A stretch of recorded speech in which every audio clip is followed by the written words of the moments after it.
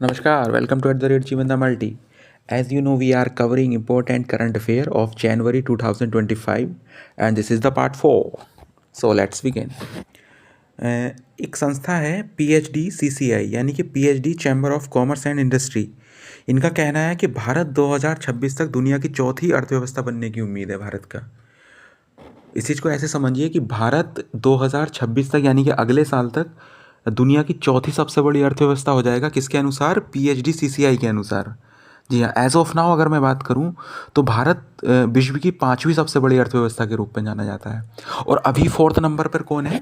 अभी fourth number पर है आपका जापान। जैसे कि आप जानते होंगे, अगर नहीं जानते तो मैं बता देता हूँ। जापान अभी चौथे नंबर पर है। PhD CCI का कहना है कि 2026 तक भारत जापान को पछाड़ देगा और चौथे नंबर पे आ जाएगा अर्थव्यवस्था के मामले में। ये बहुत ही इंपॉर्टेंट न्यूज़ है। If you are looking for state PCS और UPSC then please read these articles. Go to the internet, research. आप जब तक अपना दिमाग नहीं लगाएंगे, जब तक आप खुद क्यूरियोसिटी अपने अंदर नहीं क्रिएट करेंगे, तब तक आप एक बड़ा एग्ज़ाम नहीं निकाल पाएंगे।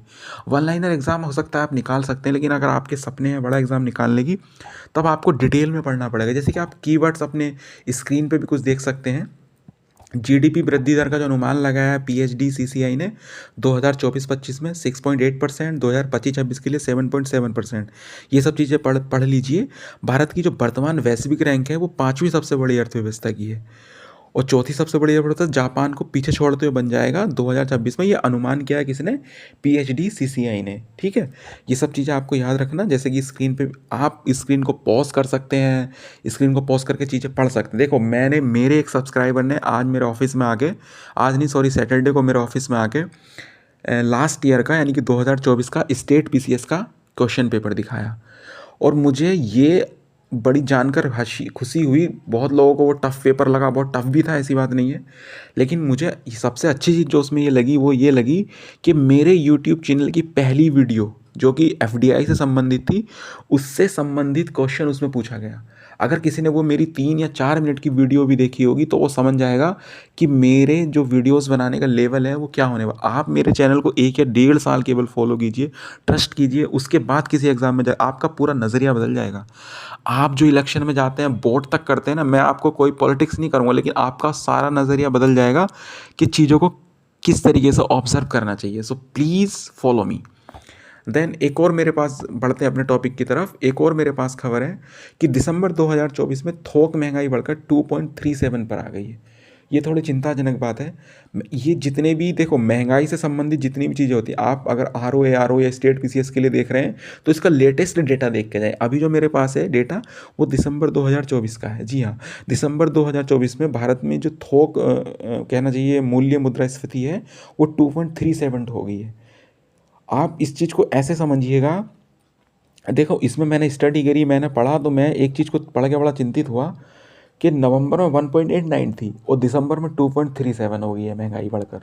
तो ये थोड़ी सोचने वाली बात है। और इसमें जैसे कि आप अपनी स्क्रीन पे भी देख सकते हैं, एक चीज़ जिसने मुझे सबसे ज़्यादा प्रभावित किया, सब्जियों पे जो मुद्रास्फीति है। मुद्रास्फीति में मैं अलग से एक 3-4 मिनट की वीडियो बनाने वाला हूँ, बहुत जल्द आपको बताने वाला हूँ मुद्रास्फीति क्या होती है।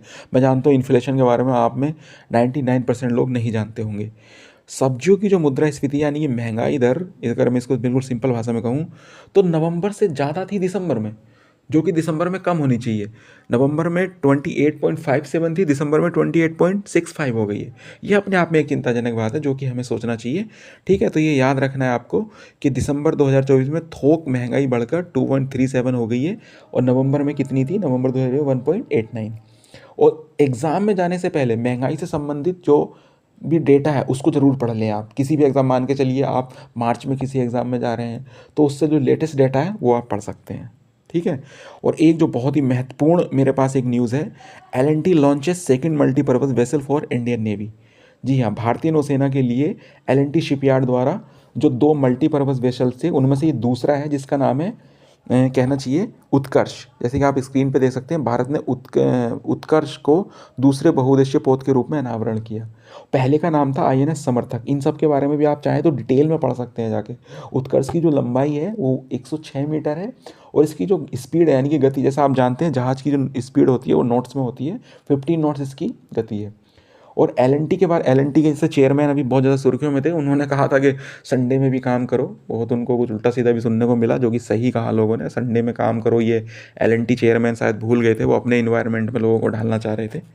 That is the different story, we can talk about this on other day.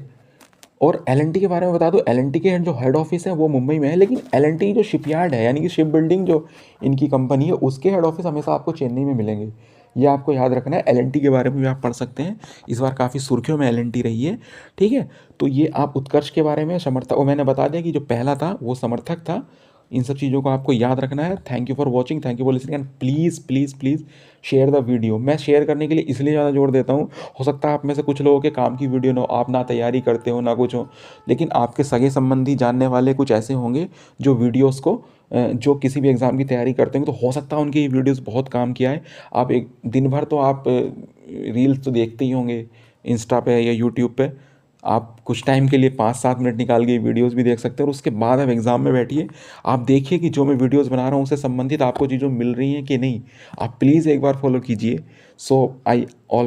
जैसे कि मैं हमेशा कहता हूँ कि आई रिक्वेस्ट, इसलिए मैं रिक्वेस्ट आपसे करता हूँ कि आप शेयर करें, please please share the video.